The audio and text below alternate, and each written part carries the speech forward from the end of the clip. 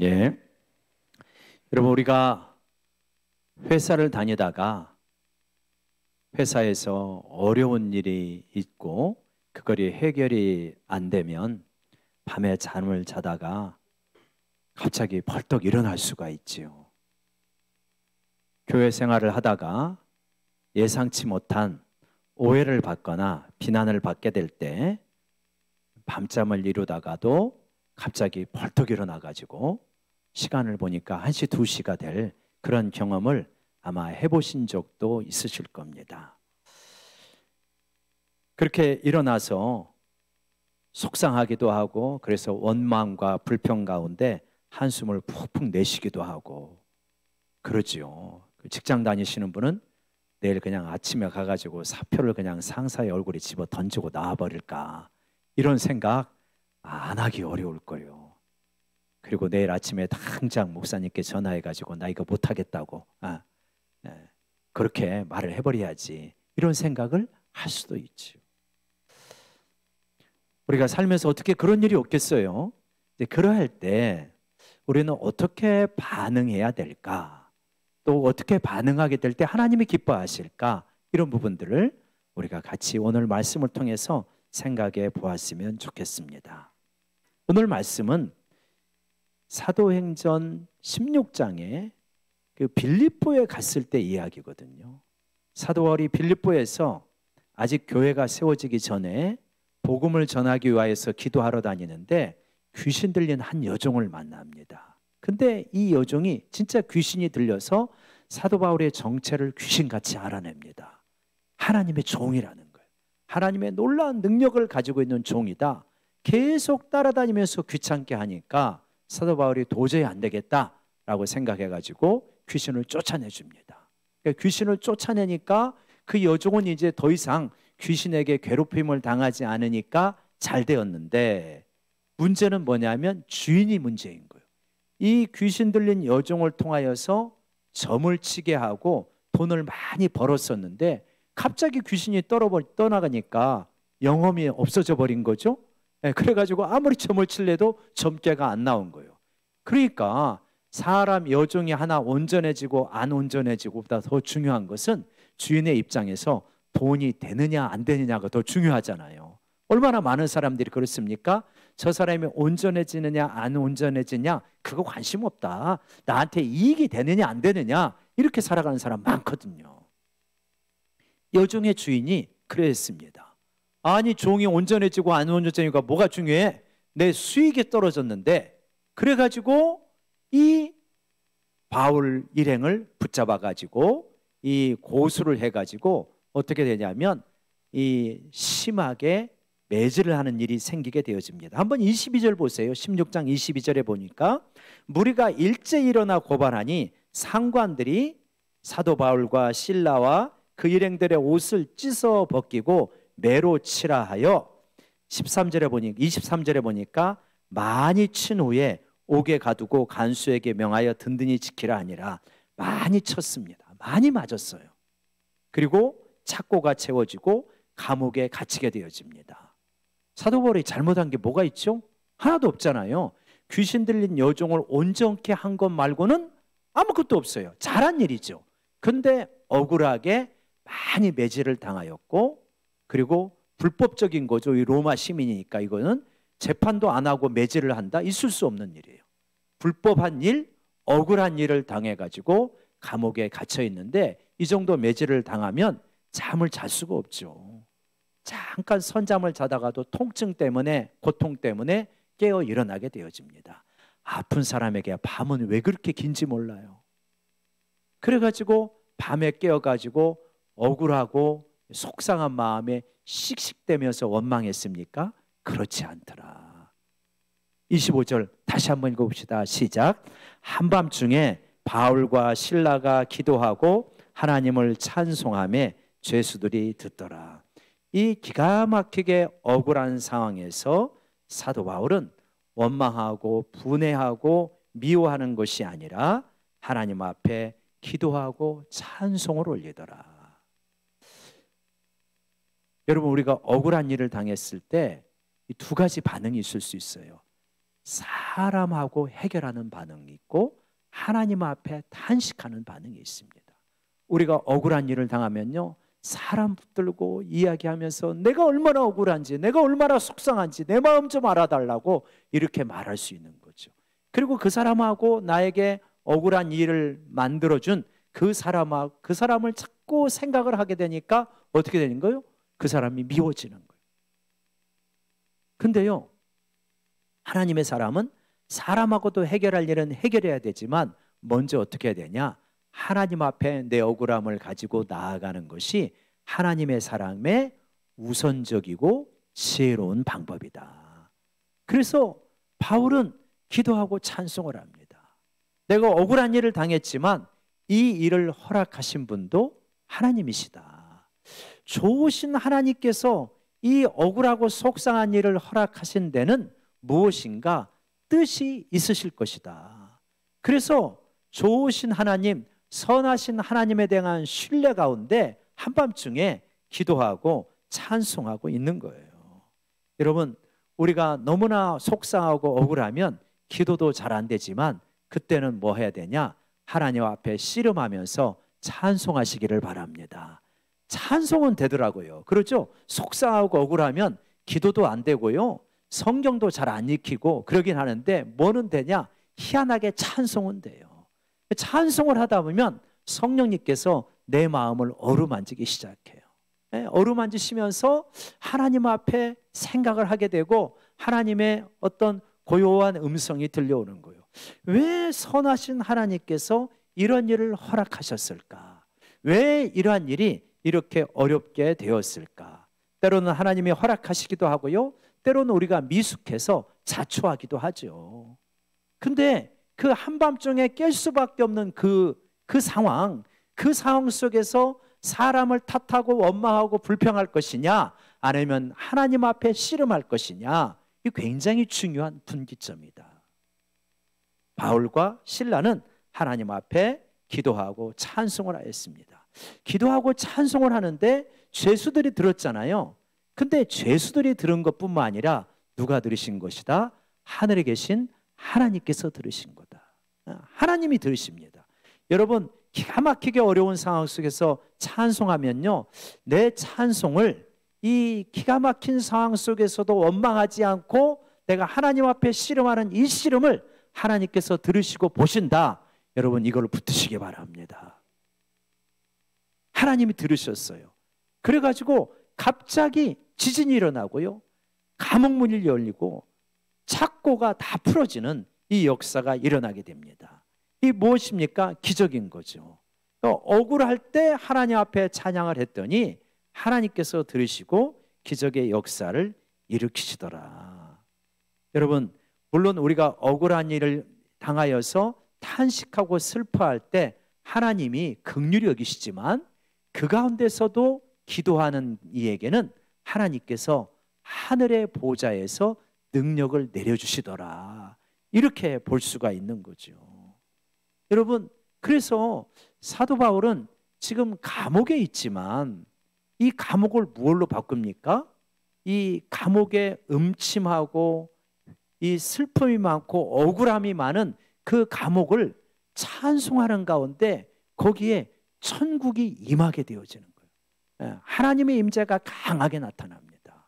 내가 비록 감옥에 있지만, 억울한 일을 당했지만 하나님을 바라보며 기도하고 찬송하니까 그 감옥이라고 하는 공간 자체가 놀랍게 천국의 빛이 강력한 그러한 장소로 바뀌어버리게 되는 거예요.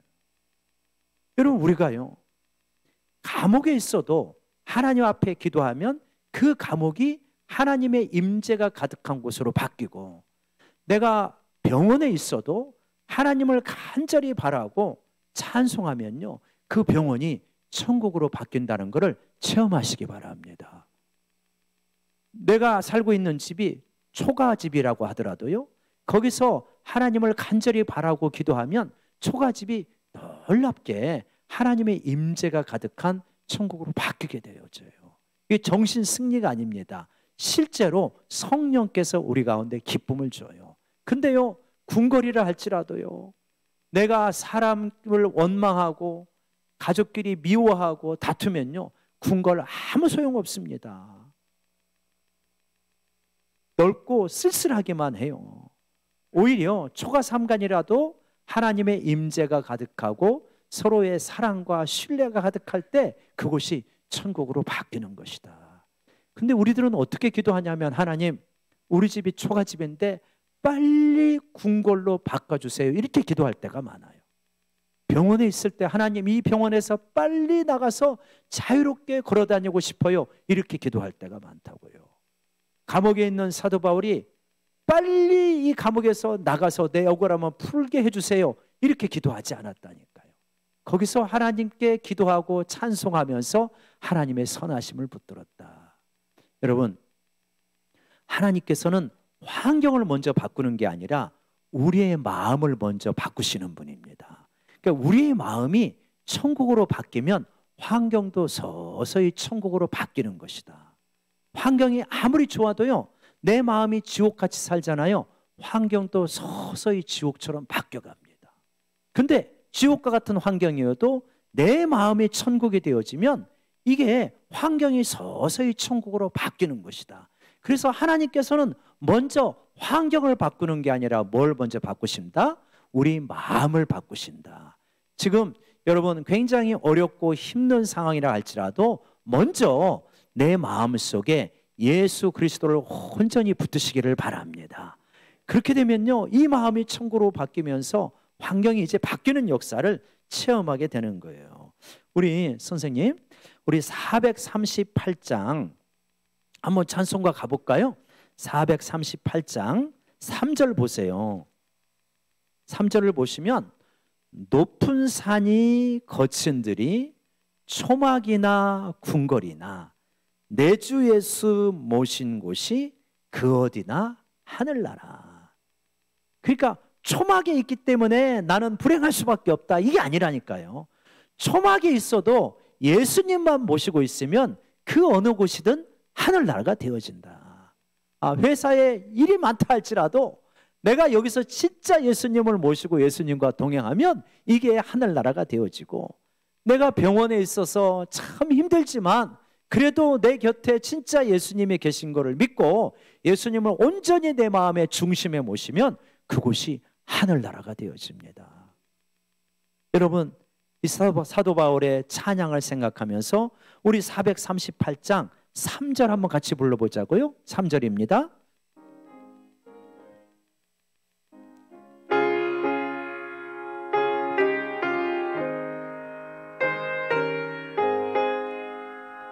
높은 산이 거친 들이 초막이나 궁궐이나 내 주 예수 모신 곳이 그 어디나 하늘나라. 할렐루야 찬양하세. 내 모든 죄 사함받고 주 예수와 동행하니 그 어디나 하늘나라. 하나님의 선하심을 초가집에서 궁궐로 빨리 바꿔주시는 데서 측정하지 마시기 바랍니다. 그게 아니에요. 하나님의 선하심은 초막에 있어도 천국이 임하도록 하시는 분이 하나님의 선하심이다. 그러면 서서히 이제 초가집에서 궁궐로 바뀌는 역사가 일어나게 되어 있습니다. 바울은 그렇게 한밤중에 감옥에서 억울한 일을 당했을 때 기도하고 찬송하니까 기적이 일어나죠.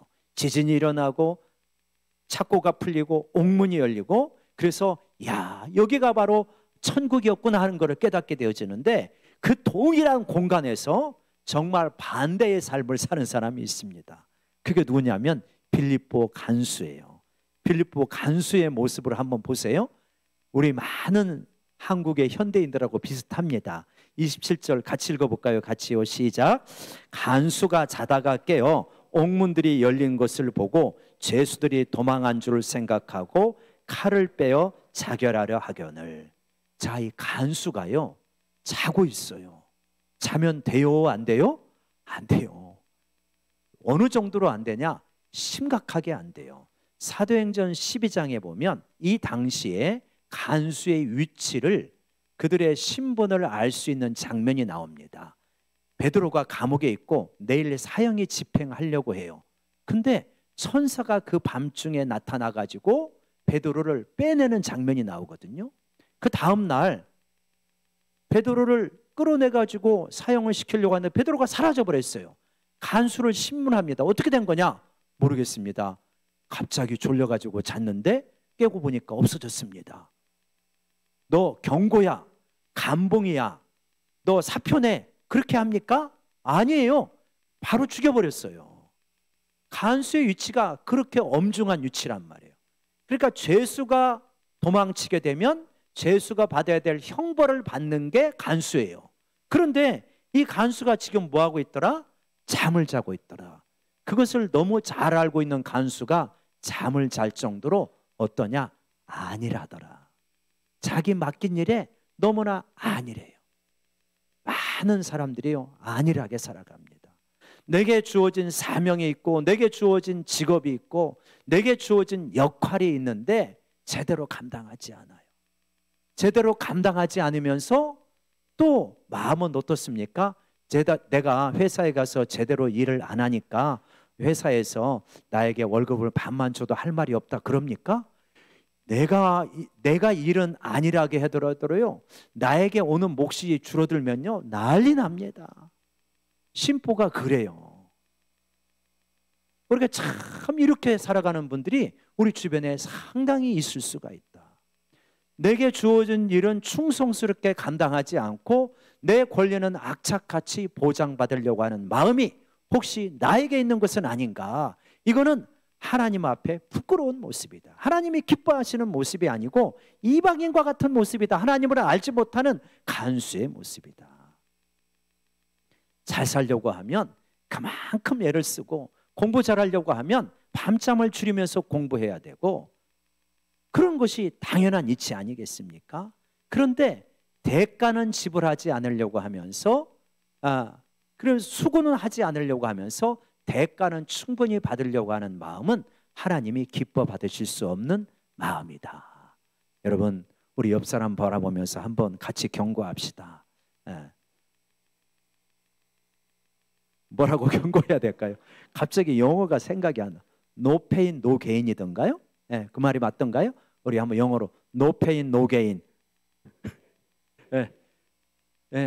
지불하는 수고가 없으면 대가가 어떻게 있냐고요.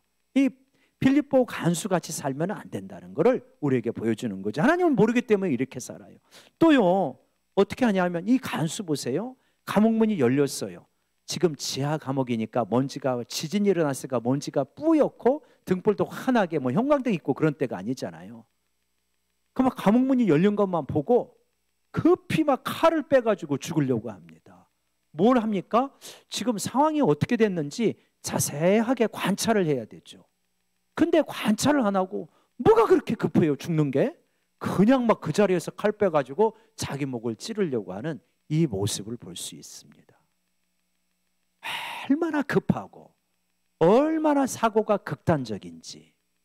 도 아니면 뭐예요? 죽기 아니면 까무러치기예요. 뭔가 중간이 없어요. 중간이.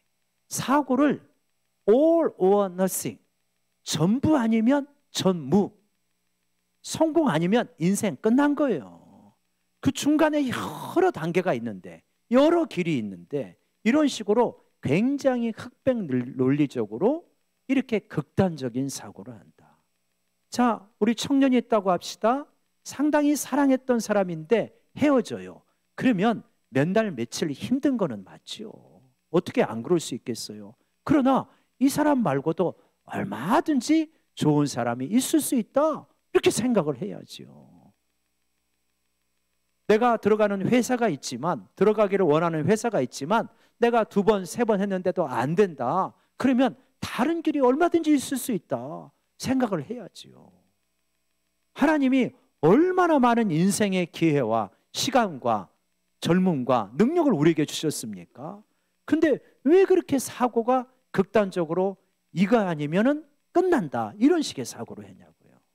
이 간수도 그렇잖아요. 진짜 도망갔는지 아닌지를 살펴보고 진짜 도망갔으면 빨리 가서 잡아야지. 왜 그냥 거기서 내 인생 끝났다고 칼을 뽑아가지고 자기 목을 찌르려고 하냐고요. 여러분, 이 배후에는 마귀가 역사가 있다는 것을 여러분 생각하시기 바랍니다. 우리 마음속에, 여러분 마음속에, 여기 예배드리는 마음속에도 자살 충동에 시달리는 분이 있을 수 있어요. 이렇게 살다 안 돼버리면 끝내버리지 뭐. 이거요, 마귀가 주는 생각이에요. 하나님이 주는 생각이 아닙니다. 여러분, 이렇게 하다가 안 돼도요, 하나님은 다른 길을 가지고 계신다는 걸 믿으시기 바랍니다. 얼마든지 길이 있는 거예요. 그런데 이런 극단적인 사고에 시달리면서 자기 자신과 주변을 불행하게 만드는 그러한 사람들이 얼마든지 있을 수 있다는 거예요. 빌립보 간수가 바로 그러한 모습을 보여줍니다. 그러니까요, 사도 바울이 깜짝 놀라가지고 크게 소리 지르면서 네 몸을 상하게 하지 마라. 우리가 다 여기 있다. 그러니까 그때 간수가 등불을 달라고 해가지고 뛰어 들어가서 무서워 떨면서 바울과 실라 앞에 엎드리게 되어집니다. 이야, 나하고는 다른 차원의 삶을 사는구나. 나는 감옥 밖에서 감시하는 사람이지만 진짜 죄수와 같은 삶을 살고, 이 사람들은 감옥 안에 있지만 오히려 진짜 자유인처럼 살아가고 있구나. 환경이 문제가 아니고 마음이 문제예요. 시각이 문제예요. 마음의 상태가 다릅니다. 완전히. 참 예수를 믿는 사람은 감옥 안에 있어도, 질병 가운데 있어도, 가난 가운데 있어도 부유한 자요, 온전한 자요, 건강한 자처럼 살아갈 수 있는 줄로 믿으시기 바랍니다. 환경을 초월하는 모습이 있어요. 근데요, 하나님을 모르고 예수 그리스도가 없으니까 간수는 감시하는 자인데도 극단적이고 죄수같이 살아가는 이러한 모습으로 지금 살아가고 있는 그 간수의 모습을 볼 수 있는 거예요. 그런데 이 간수가 그런 가운데서도 굉장히 좋은 질문을 던집니다. 완전히 다른 거예요. 자기하고 차원이 다른 삶을 사니까 30절에 뭐라고 그래요? 그들을 데리고 나가 이르되 선생들이여 내가 어떻게 하여야 구원을 받으리까? 아, 나는 어떤 사람이요? 구원을 받을 필요가 있는 사람. 이 사람들을 보니까 나는 구원을 받아야 될 사람이다. 나는 진짜 이대로 살아서는 안 되는 사람이구나 하는 걸 깨닫게 된 거예요. 여러분 혹시 그렇지 않습니까? 나 진짜 일주일간의 삶을 보니까 이대로 살아서는 나 안 돼. 이대로 살아서는 내가 제대로 사는 게 아니야 라고 생각하며 오늘 예배에 오신 분이 있을 거예요. 질문을 잘 던진 겁니다. 선생들이요, 어떻게 해야 내가 구원을 받겠습니까? 나의 이 가난에서, 나의 이 뿌리 깊은 죄의 습관에서, 내 속에 있는 이 음울한 생각과 부정적인 생각에서, 삶의 기쁨과 활력이 하나도 없는 이 삶에서 도대체 어떻게 해야 구원을 받겠습니까? 간수의 질문이 우리의 질문일 수 있는 거라고요. 근데 질문만 있는 게 아니라 답이 있다는 것이 얼마나 감사한 일인가. 우리가 잘 암송하고 있는 사도행전 16장 31절 말씀 같이 한번 읽읍시다. 시작. 이르되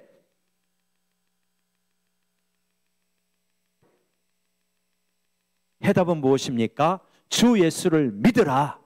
여러분, 주 예수를 믿으면 우리와 우리 집이 구원을 얻는 역사가 일어나게 되는 줄로 믿으시기 바랍니다.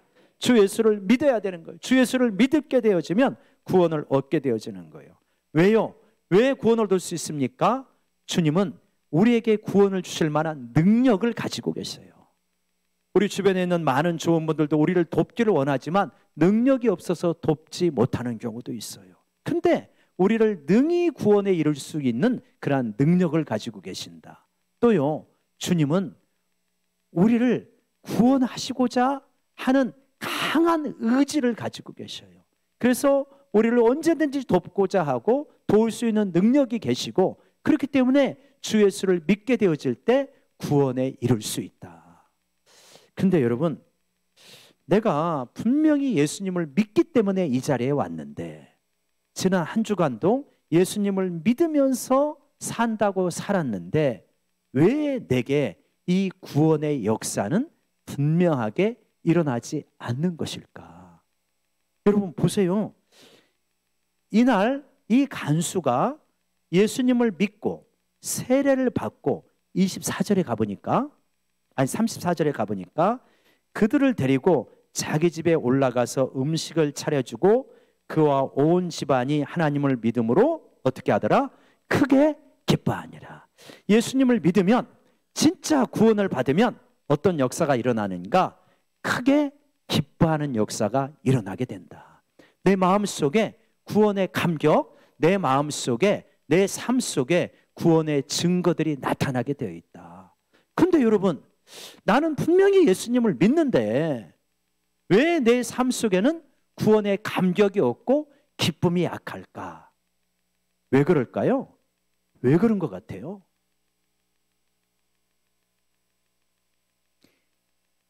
제대로 안 믿어서, 그리고 더 열심히 믿고 더 쥐어 짜내서 믿어야 구원의 감격이 나오는 거겠습니까? 그거는 율법적인 신앙이죠. 뭐냐면 예수님의 선하심을 온전히 믿지를 못해요. 하나님이 얼마나 좋으신 분인지를 온전하게 깨닫지 못하고 두려움 가운데 믿고 있어요. 많은 사람들이 누가복음 15장에 나오는 큰아들과 같이 믿음 생활을 할 수 있습니다. 여러분, 누가복음 15장의 큰아들의 삶 속에 기쁨이 가득할까요? 무엇만 가득했습니까? 의무만 가득했어요. 내가 아버지의 눈 밖에 나가서는 유산을 받지도 못하고 국물도 없다. 그러니까 늘 아버지 앞에서 잘 보여야 돼. 그래서 부지런히 성실하게 신앙생활을 합니다. 아버지 집에서 일을 합니다. 그런데 그의 정체성은 뭐냐면 아들이라기보다는 종의 정체성을 가지고 집안에서 살아가고 있어요. 그러니 기쁨이 없는 거죠. 우리들도 마찬가지예요. 나도 모르게 하나님은 선하신 분이고 예수님은 좋으신 분이라고 하는 것은 내가 너무나 잘 알고는 있지만 실제로는 두려움이 가득한 것은 아닌지.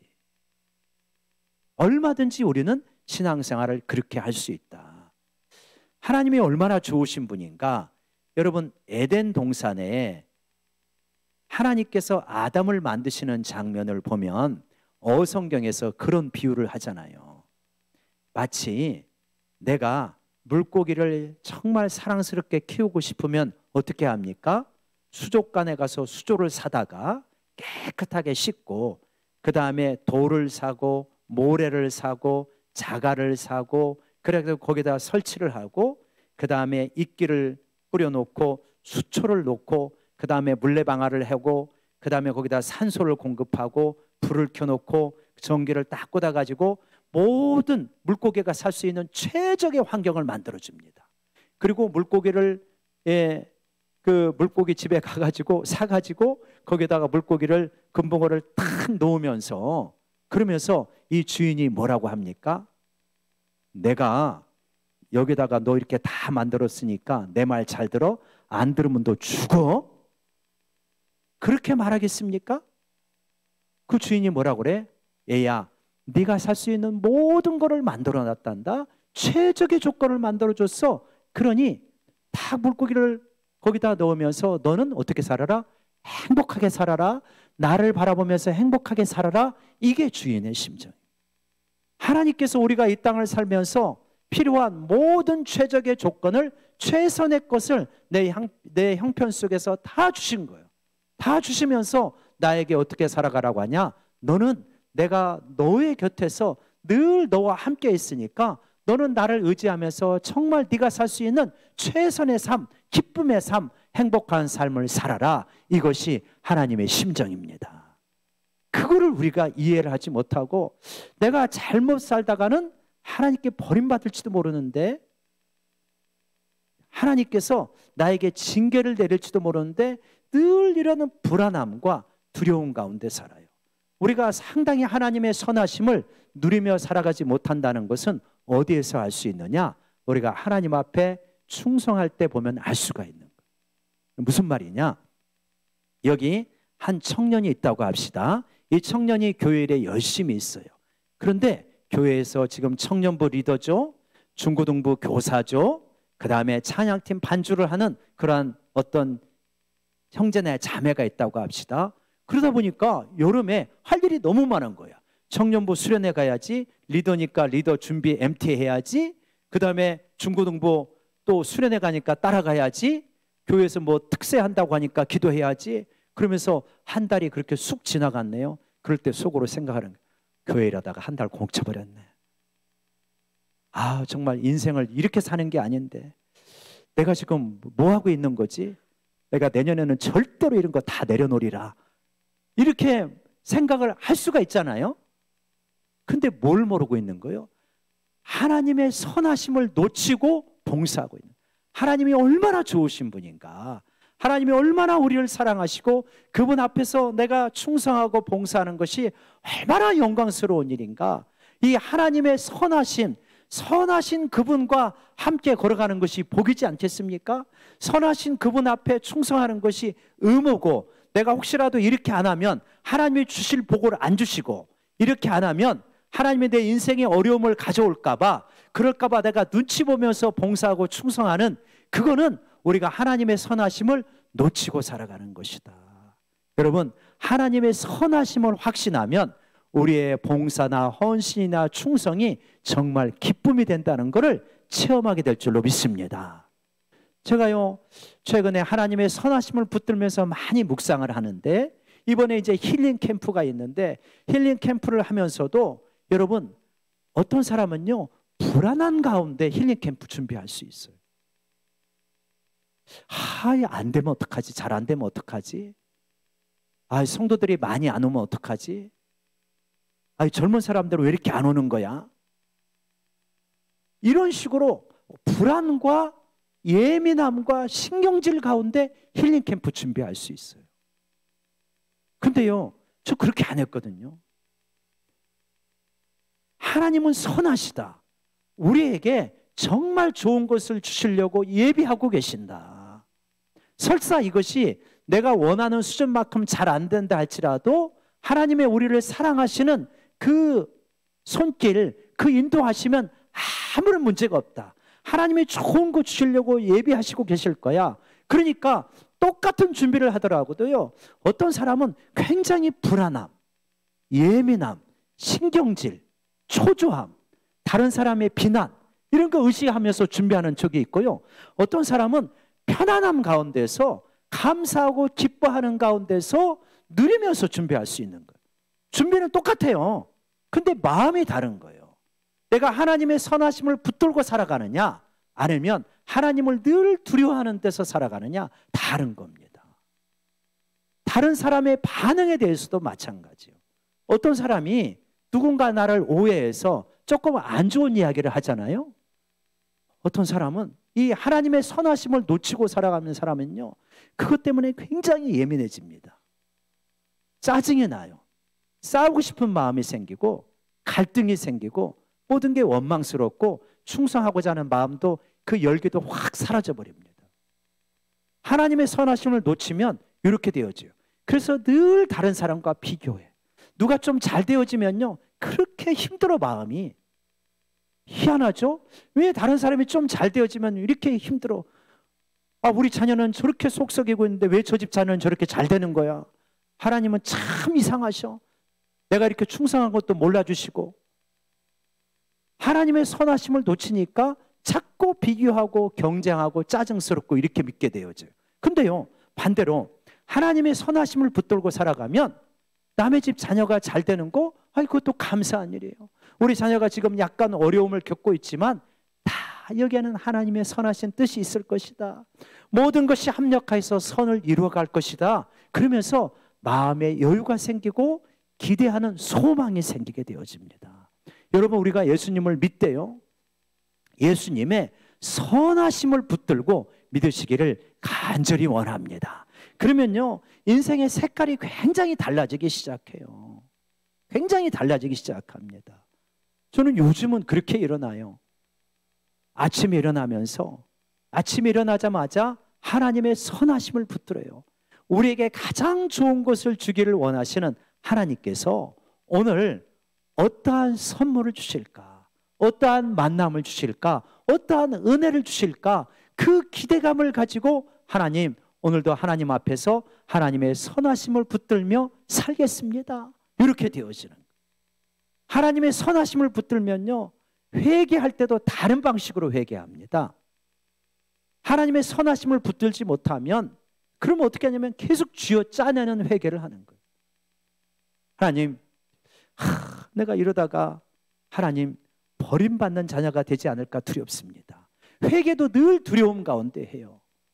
두려움 가운데 하면서 그러면서 회개를 하고 죄를 안 지려고 하지만 여러분 어떻든가요?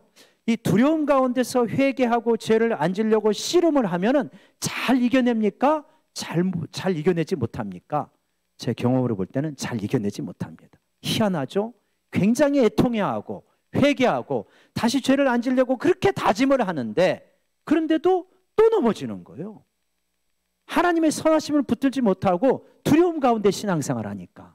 반대로 하나님의 선하심을 붙들면서 신앙생활을 하잖아요. 회개할 때, 저쪽에서는 회개할 때 어떤 식으로 회개했냐면 내가 이러다가 버림받을지 몰라 두려움 가운데서 회개했거든요. 근데 이쪽에서 하나님의 선하심을 붙들고 신앙생활하는 사람, 하나님, 저의 죄 문제는 예수 그리스도를 통하여서 내 과거, 현재, 미래의 모든 죄가 예수님이 십자가에 죽으실 때 완전히 해결된 줄로 믿습니다. 죄값이 다 지불된 줄로 믿습니다. 내가 비록 죄악 중에 넘어지는 한이 있어도 천국 가는 데는 아무런 문제가 없다는 것을 알고 있습니다. 다만 이렇게 나를 사랑하시고 나를 위하여 가장 좋은 것을 주시기 원하시는 하나님의 마음을 아프시게 한 것이 너무 죄송합니다. 하나님, 이 죄를 이겨낼 수 있도록 도와주시고 하나님의 선하심을 붙들게 도와주세요. 그렇게 회개를 합니다. 그러니까 회개는 하기는 하지만 마음속에 쫓기는 회개가 아니라 정말 죄송한 마음, 또 하나님을 사랑하는 마음 가운데서 회개를 하고 달라지기 때문에요, 이쪽 진영에 있으면 어떻게 되어지냐면 상당히 죄에 대해서 잘 이겨내는 것을 경험하게 되어진다. 왜냐? 동기가 뭐니까? 사랑이니까. 이쪽의 동기는 뭐예요? 두려움이에요. 이쪽의 동기는 뭐예요? 사랑이에요. 여러분, 그래서 사랑은 허다한 두려움을 몰아낸다고 했어요. 여러분, 우리가 신앙생활을 두려움 가운데 하는 것이 아니라 사랑 가운데 하기를 원합니다. 왜 사랑할 수밖에 없냐? 하나님의 선하심을 내가 확신하고 경험하고 의지하고 붙들고 살아가기 때문에 하나님을 사랑하는 마음이 생겨나는 거예요. 저는요, 예전에 말씀을 읽을 때 굉장히 부담스러웠던 말씀이 있었어요. 그게 뭐냐? 예수님 말씀이에요. 너희가 마음을 다하고 목숨을 다하고 힘을 다하고 뜻을 다하여 주 너의 하나님을 사랑하라. 너무 부담스러워요. 그냥 적당히 사랑하라 하면 되겠는데, 아니 어떻게 마음을 다하고 목숨을 다 해서 하나님을 그렇게 사랑할 수 있을까? 너무 좀 힘겹다. 예수 믿는 것이 힘겨운 거예요. 근데요, 뒤집어서 생각해 보니까 그게 아니고 하나님께서요, 그 좋으신 하나님께서, 그 전능하신 하나님께서, 천지를 만드신 하나님께서, 나를 구원하시기 위해서 독생자를 내주시는 그 하나님께서 마음을 다하고 뜻을 다하고 힘을 다하여서 목숨을 다해서 나를 사랑하신 것이 먼저라는 걸 깨닫게 되었습니다.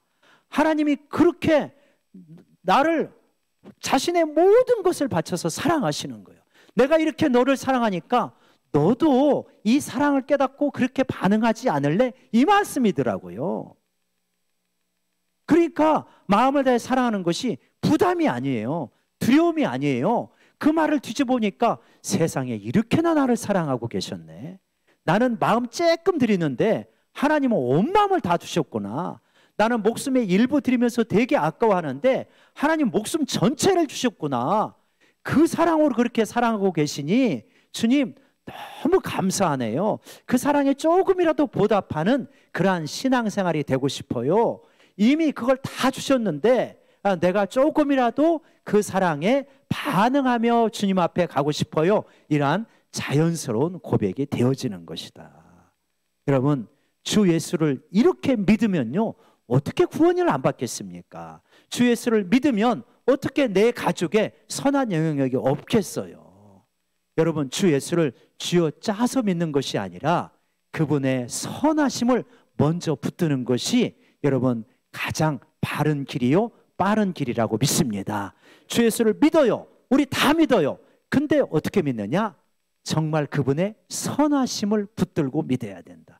두려움 가운데 신앙생활하는 것이 아니라 사랑 가운데 신앙생활하는 거다. 그러면 기쁨이 넘치고 삶 속에는 활력이 넘치고 억울한 일을 당하여도 한밤중에 기도하고 찬송하는 역사가 우리 가운데 일어나게 되는 줄로 믿습니다. 기도하십시다. 하나님 아버지, 우리가 주님을 믿지만 주님을 두려움 가운데서 믿는 것이 아니라 주님의 선하심을 붙들고 하나님이여 감격 가운데 사랑 가운데 기꺼운 마음으로 주님을 사랑하며 믿는 우리 모두가 되게 하여 주시옵소서. 하나님이여 성경 읽을 때마다 하나님의 선하심을 주된 시각으로 하면서 아버지 하나님 성경을 읽을 때마다 은혜가 넘치게 하여 주시옵소서. 예수님의 이름으로 기도드리옵나이다. 아멘.